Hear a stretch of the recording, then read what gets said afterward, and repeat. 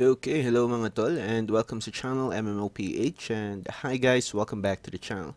So for today's video, we are going to check out the hidden class or the 7th class upcoming in the Dragon Raja game. And this would be the Puppet Master or the Puppeteer. Puppeteer. For those of you who did not get it, just ask a Filipino friend from your club. Okay, for the official description, Puppeteer, the descendant of the White King, Sion's stumbling block with life, named Kite Kite. Take the paper and bind your life, you will be killed in a snap. The puppet moves with the heart, changes vigorously, and evolves the sun, moon, and stars. Enemies with kites trapped in the heart, exhausted and worried, and finally unable to escape the bondage of paper. Okay, so that's it for the official description of the Puppeteer class. And for today's video, we are going to check out how to transition into a Puppet Master, what are the requirements in order to comply with that transition. We are also going to check out the different recommended or game recommended stats, and we are going to find out what element it has. And let's check out the skill animations as well. We won't be talking about the skills too much because it might get lost from translation, so we're gonna just show it. And without further ado, this is it. Okay, so this is the Puppet Master or the Puppeteer. The Puppeteer comes with a small companion that can be summoned into his pure form, a big and aggressive puppet. The class, which is referred to as Kite as the literal translation, is intricately bound to paper and uses it in many of its skills. The Puppeteer manipulates the puppet as it pleases, moving it around the battlefield and causing magical damage. You also have a passive skill which reduces the target's magical and physical defense. Okay, I got this description from Free MMO Station. It's an online source. You can go check it out as well. So that is the description for the Puppeteer or the Puppet Master. The weapon can change, or how the doll would look like would change probably depending on the weapon that you have equipped, and it will take on that form. Okay, without further delay, let's go check it out. Check out what are the requirements in order for you to do the class change. Okay, so the class change can be found in Casal College. The location is always the same. It's at 316346. You just need to talk with the class change NPC. But the difference would be for other classes, you need to be at least at base level 70 and you need to have at least finished the level 69 main quest. For the Puppeteer, you need to be at least base level 90 in order to do the class change. Once you there are no quest requirements, so and the payment will depend if this is your first or second class change. So once you're at base level 90, just talk with the NPC and you will immediately get transitioned into the Puppet Master or Puppeteer. There's no quest requirements unlike the other classes once you decide to transition. And here it goes. So after the transition, you will now your weapons will now be changed to the doll, and the doll will take the form, or the puppet will take the form of the current equipment that you have. At least that is what they are saying. So we have 6 or 5 different skills, and depending on how you view it, it is actually quite nice to look at. However, we won't be getting the translation for the skills at it might get lost. As I mentioned earlier, we might not be able to translate the official skill description and might just cause delusion, not delusion. It might just cause the skills to get translated differently from what it originally is. Okay, so one thing we do know about is that the skills cooldown are actually quite high, except for the first skill. The first skill cooldown is around 5 seconds, so this will be probably your bread and butter when using skills. The second cooldown is around 24 or 25 seconds cooldown. That would be the same for the third skill, which is around 20 or 26.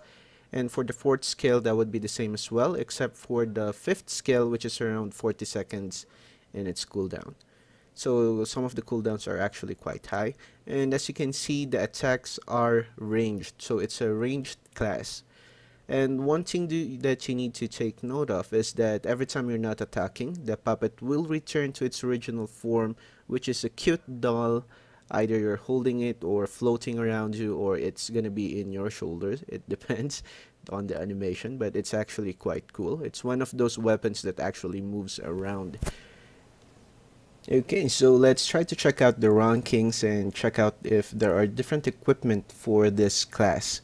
I'm checking a level 90 ranked player or puppeteer, and it seems like the weapon is still the same. It's still the doll that you received from the earlier once you transition. So you will be having the generic looking puppet. Afterwards, once you reach level 100, that is supposed to be the level where there are a lot of changes. So let's go up. And once you reach level 100, the puppet will change into a kitten or a cat. Okay, that's nice. So it looks similar with the cat from the Reaper, except it was a dead one with the spirit. Okay, that's just a joke. Okay, so this is the #1 ranked player in the HK server that I am currently in. So the rating is around 470k. And we are going to check and screen pause the different stats that they are wearing in order to get more detailed information on this class. Okay, for the weapon, so this is the current weapon that is equipped. So let's get a translation for this one, or at least a generic translation, just so we would know the different stats that they use. Okay, so let's check out the weapon, equipment, and the stats that she used. So from what we can see here, she focused on dexterity, intelligence, wind attack, magic attack. Sunder armor is probably armor penetration, and Heka is actually insight upon further translation. So we can surmise that she focused on 3 stats based on the weapon only. That is dexterity.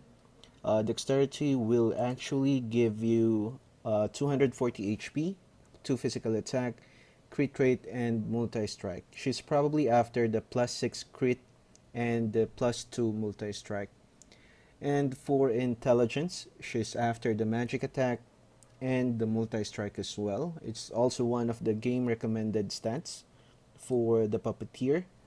So intelligence and dexterity and constitution are the recommended stats or game recommended stats for the puppeteer. Okay, so let's check out the other equipment for this class. Okay, so now let's check out the armor. On the armor, she focused on wind attack, multi-strike. Sunder armor is probably armor penetration. She has magic attack, wind defense, and critical strike rating or critical rate up. So I'm not sure why she took the wind defense. It's probably because it's the additional stats are quite high. So from what we can see here on the armor, there are no stats. Most of no additional stats, meaning there's no dex in. She focused mainly on the element attack, the magic attack, and additional bonuses on armor penetration and multi-strike. Okay, for the trousers, what we can see here is she focused on stats again. The main let me just double check. Okay, she focused on 2 of the recommended game stats, which is dexterity and intelligence. Afterwards, she focused on insight. And from what we can see here, she has multi-strike, magic attack, and wind attack, which is the most common to boost your attacks. For the boots, we can see here that there are no stats except for intelligence. So she focused mainly on multi-strike. Violence level is actually, I'm not sure. I wasn't able to check out further translation for this, so I'm just gonna skip it. So she has magic attack, she has increase in HP, probably because of the boost, and wind attack. So mostly all of the equipment will contain either a wind attack, an element attack, a magic attack, and other boost for damage. Now for the gloves, we have dexterity, we also have wind attack, and this is a first. We have cooldown reduction, we have Insight, Intelligence, and Multi-Strike. So those are the current stats that she has for the Crimson Gauntlets or the Globes. Okay, so now let's check out the Hellfire Cup or the Helm. We can see here that we have Magical Defense, which is another first. We also have Wind Attack, Multi-Strike, Magic Attack, Dexterity, and Intelligence. So we can see here that she focused on the two main game recommended stats, which is Intelligence and Dexterity. The attack and the elemental attack are most common on all equipment if you want to get damage boost. This is important on all classes, that you at least focus, or at least majorly focus, on getting the element and the attack aspect option on your equipment. Okay, for the ring, I'm not sure if this is the ring. Let's check it out. So for this equipment, we do have Wind Attack, Intelligence, Cooldown Reduction. This is the second time. We have Magic Attack, Multi-Strike, and we have U5. I wasn't able to get the description or the actual translation, but this is probably a stat, or definitely a stat. And we have Critical Strike.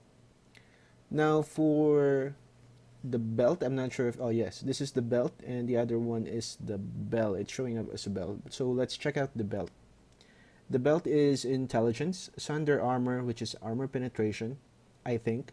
Magic Attack, critical level increase. We have Heka, which is Insight, and we have multi-hits or multi-strike, and we also have Sunder Armor or armor penetration. We can see now why her armor penetration is actually quite high on her base stats. Okay, for the last one, the ring, we have Sunder Armor, which is armor penetration. We have critical strike ranking or race. We have Heka, which is Insight. We have Intelligence. And she has Magical Attack and Wind Attack, which is the two bread and butter attacks for the Puppeteer class. So those are the stats and gear options that she opted to place on the different equipment that she has. Okay, this is part 1 of the video. For the part 2, we are going to check out the different cores. We are also going to check out a more detailed explanation on how high her stats actually are. And once again, this is MMOPH. Maraming salamat kung umabot ka hanggang sa huli. Huwag kalimutan mag-subscribe, mag-like, at definitely leave a comment if you have other inquiries or if you have other things to add which I missed, especially regarding the translation. And once again, thanks for watching MMOPH and have fun gaming.